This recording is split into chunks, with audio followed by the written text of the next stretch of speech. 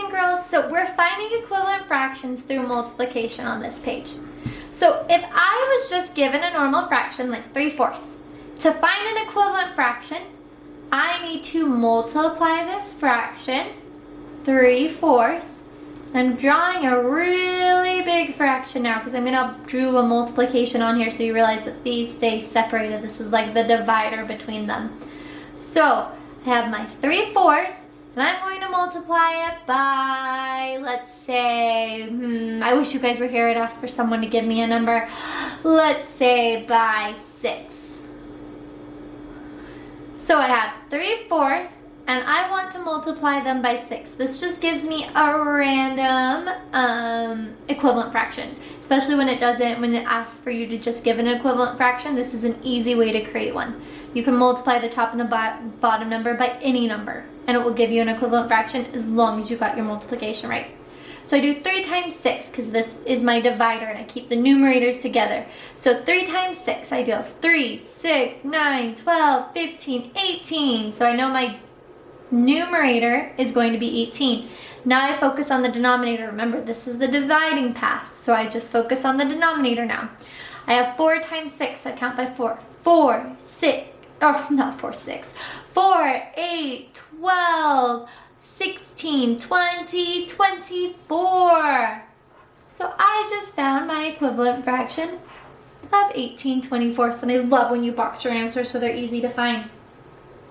So now I look at my next one. So this is just if it was asking you to find an equivalent fraction and it had none of the work done for you. Sometimes you might run into problems where it has some of it done. It has 5/12 and we do 5 times 4 or 12 times 4. So it wants you to find the 4 equal parts of 5/12. So the bottom is done. It did 12 times 4 and it gave me 48. Now I need to do the top. 5 times 4 would give me 20.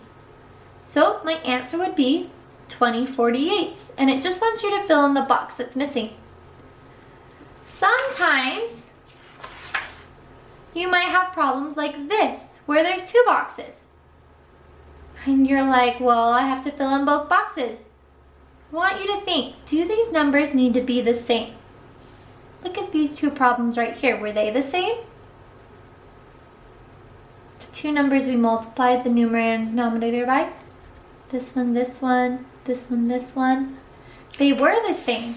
So I have to figure out, either what times this equals 18 or work backwards and 18 divided by this equals 6. So I know my multiplication facts and I know it's 6 times 3 gives me 18 and I know it's 7 times 3 gives me 21. So the mixing answer would have been 3 for that one. On this last one, I have 11/13 and I'm trying to make it equal 33 somethings. And it's got some of the work done for me, so I just need to finish it. I have 11 times 3 gives me 33. 13 times 3 gives me, I don't know my 13 facts. So I can easily solve it off to the side. 13 times 3. Start here, 3 times 3 is 9. Then move to the tens place. 3 times 1 is 3. So my answer would be 39, or 33 39. The missing part right here was 39. Okay. Now sometimes you'll run into questions like this, 5/7 and 30/40 seconds.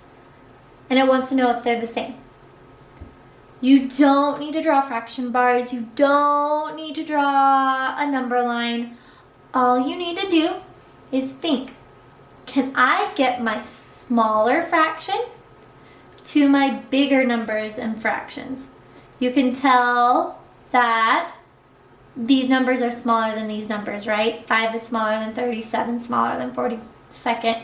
So it's not necessarily saying this fraction is a smaller fraction, but the numbers in it are smaller.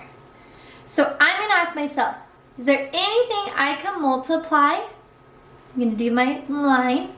Is there anything I can multiply 5 by to give me 30? And then I want to make sure that that number is the same number that I have to multiply 7 by to get to 42. So I count by 5s, 5, 10, 15, 20, 25, 30. It takes 6 times to get to 30, so that means it's 5 times 6. And now I can ask myself, is 7 times 6 42? I count by 7s. 7, 14, 21, 28, 35, 42. So yes, they both were multiplied by 6. So yes, these ones are the same, or yes, they are equivalent. Let's look at 2 8s and 8 14ths. So I have 2, and I'm going to draw my dividing line. Times blank equals 8. And then I put on the bottom, this my denominator is 8 times something equals 14.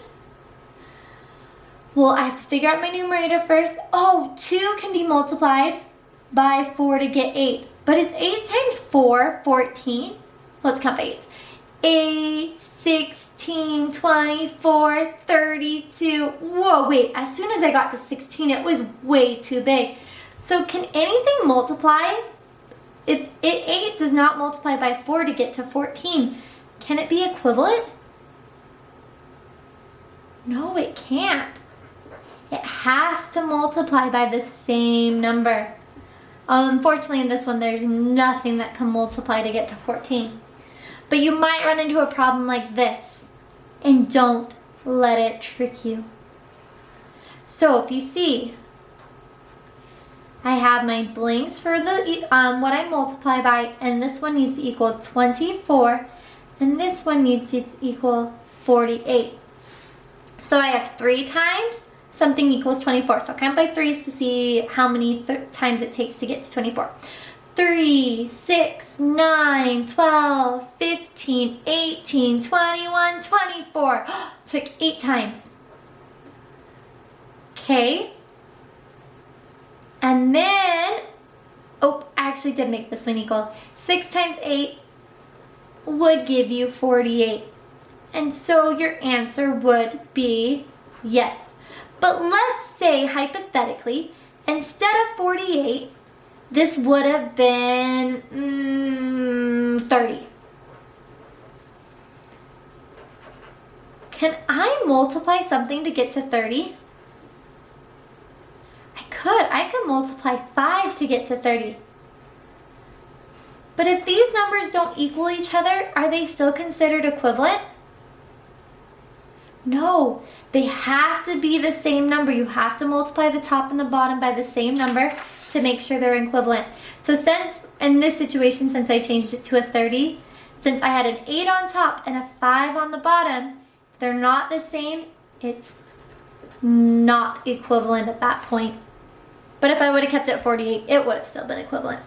I hope this helps. If you need help at all during math, please let me know. I'm here for you. I want to help you through any of this.